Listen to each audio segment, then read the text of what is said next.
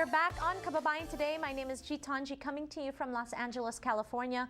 We have the UCLA Labor Center here, and Filipino Workers Center is also represented dahil nandito si Tita Mirla and Saba is here. They are sharing with us the key findings of the work that they did. How long did this research project take?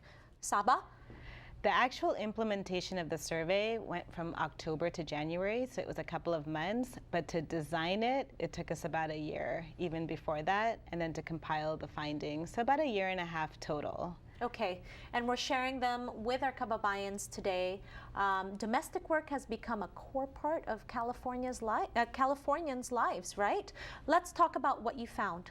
Sure, and that's exactly what we found, is that domestic work has become such an integral part of our society. People need this work, and so when we were doing this research, maybe we thought, oh, well, rich people or wealthier households or certain people are the ones who are hiring for domestic work. No, our study finds everyone needs this work. So like we were saying, it's like at some point you may need childcare support because you're working, you need help supporting your parents because they're retiring, or your grandparents, you need support because you're working all the time and need house cleaning support. And so our data found that the employers cuts across all demographics, class, gender, race and ethnicity, even kind of the types of work. So we found that everyone from the CEO to the frontline worker who might be serving your food needs domestic work. And so we found higher income people need domestic work just as much as lower income people need domestic work. Okay, so we showed you a slide just now. Tita Mirla, bilang isang Pilipino, how does this make you feel? Yung findings ng research na to. I'm very much happy about the findings because it confirms, kino-confirm niya yung how important domestic work is. Na it's not something that our kababayan should look down upon. Oo, kasi which is, you know, sabihin in reality, natin, oo, di ba sabihin natin, maraming Pilipino nasa buong mundo, yan ang trabaho nila. Yan ang trabaho. Oo, pero bakit tayong mga Pilipino mismo ang nagsasabi, ay, domestic worker lang siya? Bakit ganon? And in fact, there's even a problem kasi the domestic workers in the US, they don't think they are domestic workers. They think they're higher than the domestic workers in Singapore, but it's actually domestic work because it's being done in the intimacy of the homes of the clients. And this is one problem, actually, that's why it becomes so unregulated, because policy cannot come in. There are no rules, there are no laws, and domestic workers are excluded in the US from basic labor laws that regular workers in the US are already benefiting from. Kaya, you know, that's why we're also working in the area of getting laws.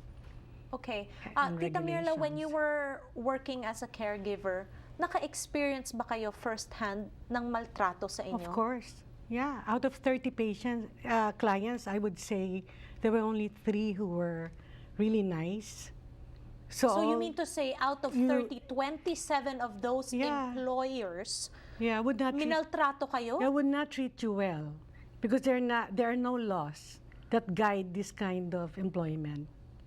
Okay. So ibig sabihin, if you are a regular worker in the US, there are laws that apply to you, but even like exclusion in minimum wage, overtime pay, it exists for domestic workers. Okay, because from what I know, there's always a flat fee, right? Yeah. No matter what kind of work you do, you're going to clean my house, this is it, no matter how long it takes you to do it.